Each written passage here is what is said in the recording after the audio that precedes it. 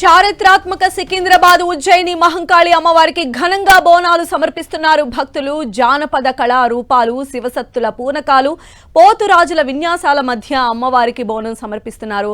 తెల్లవారుజాము నుంచే క్యూ కట్టారు మహిళలు. అమ్మవారికి భక్తి శ్రద్ధలతో బోనాలు సమర్పించి మొక్కులు తీర్చుకుంటున్నారు. మరిన్ని అప్డేట్స్ అందించడానికి మా కొలీగ్ సుమిత్ర మనకు లైవ్ లో అందుబాటులో ఉన్నారు. సుమిత్ర, ఉజ్జయిని మహంకాళి అమ్మవారి ఆలయ పరిసర ప్రాంతాల్లో కోలాహలం ఏ విధంగా ఉంది? భక్తుల రద్దీ ఎలా ఉంది?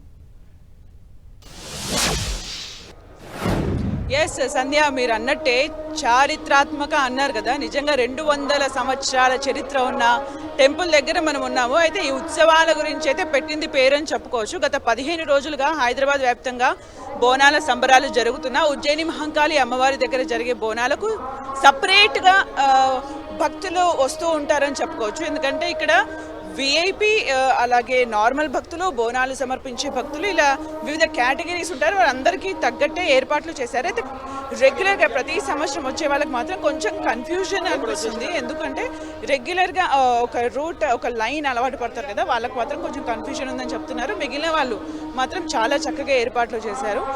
20 minutesలో దర్శనం అవుతుంది అని చెప్తున్నారు. ఇప్పటికే అంటే ఉదయం అమ్మవారికి అభిషేకం, అర్చన, హారతి, తర్వాత తొలి బోనం మంత్రి పొన్నం ప్రభాకర్ సమర్పించిన తర్వాత భక్తులు దర్శనాలు చేసుకుంటూ ఉన్నారు, బోనాలు సమర్పిస్తున్నారు. మనం చూడవచ్చు ఇప్పుడు ఏదైతే ఫ్రీగా వెళ్తుందో అది బోనాలకు సంబంధించిన లైన్. బోనంతో పాటు కొంతమందిని అలో చేస్తున్నారు. అంటే ఎప్పటికప్పుడు కూడా స్ట్రాటజీ చేంజ్ చేస్తూ ఉన్నారు. ఒక లైన్ ఫ్రీగా ఉంది అంటే అందులోకి భక్తుల్ని అలో చేసేస్తున్నారు. ఒకవేళ అక్కడ కనుక మళ్ళీ క్రౌడీగా అనిపిస్తే వేరే లైన్ని ఓపెన్ చేయడం, అలా మేనేజ్మెంట్ అయితే జరుగుతూ ఉంది. ఇప్పుడే కమిషనర్ సజ్జనార్ కూడా రావడం జరిగింది, అమ్మవారి పూజా కార్యక్రమాల్లో పాల్గొనడం జరిగింది. భక్తులు అయితే అర్ధరాత్రి, అంటే నిన్న కూడా అర్ధరాత్రి వరకు దర్శనాలు చేసుకున్న తర్వాత ఈ రోజు ఉదయం తొలి బోనం సమర్పించిన తర్వాత భక్తుల రద్దీ అయితే పెరిగిందని చెప్పుకోవచ్చు. అయితే ఈసారి బోనాలకు సపరేట్, నార్మల్ భక్తులకు సపరేట్. ఇక శివసత్తుల గురించి మనం మాట్లాడాం కదా, శివసత్తులకైతే ప్రత్యేకంగా ఏర్పాటు, అంటే వాళ్ళు మామూలుగా రారు, సమూహాలుగా వస్తూ ఉంటారు, డప్పు చప్పుళ్లతోని వస్తూ ఉంటారు. కాబట్టి వాళ్ళకి మధ్యాహ్నం 1 నుంచి 3 వరకు అని సపరేట్గా టైం ఇవ్వడం జరిగింది. వాళ్ళకి ఏ లైన్లో ఉండాల్సిన అవసరం లేదు, డైరెక్ట్గా రావచ్చు అని చెప్పారు. అయితే హాఫ్ ద వే వాళ్ళు వాయిద్యాలు తెచ్చుకున్నప్పటికి కూడా హాఫ్ ద వే నుంచి మాత్రం ఇక్కడ టెంపుల్కి సంబంధించిన మంగళ వాయిద్యాలతో వాళ్ళని ఎదుర్కొంటామని కూడా చెప్పడం జరిగింది. ఇలా అంటే ప్లాన్డ్గా అన్ని ఏర్పాట్లు చేయడం జరిగింది.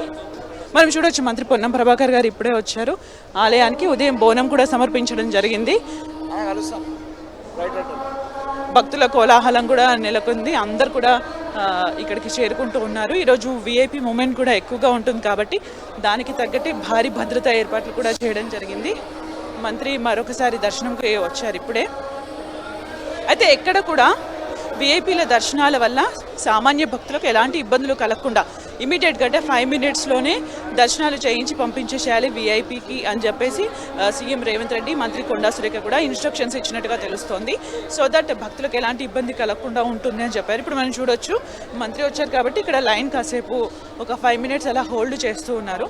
ఇలా ఎప్పటికప్పుడు స్ట్రాటజీస్ చేంజ్ చేస్తూ ఇక్కడ ఏర్పాట్లు చేయడం జరిగింది. మొత్తానికి భారీ ఎత్తున ఏర్పాట్లు చేశారు. అయితే ప్రతి ఒక్క లైన్లో కూడా ఫస్ట్ AI టెక్నాలజీని కూడా ఈసారి వాడారు, ఫేస్ రికగ్నిషన్ టెక్నాలజీని కూడా వాడారు. వన్స్ లైన్లోకి ఎంటర్ అయితే మాత్రం వాళ్ళు ఇంకా అండర్ సర్విలెన్స్ అని చెప్పుకోవచ్చు.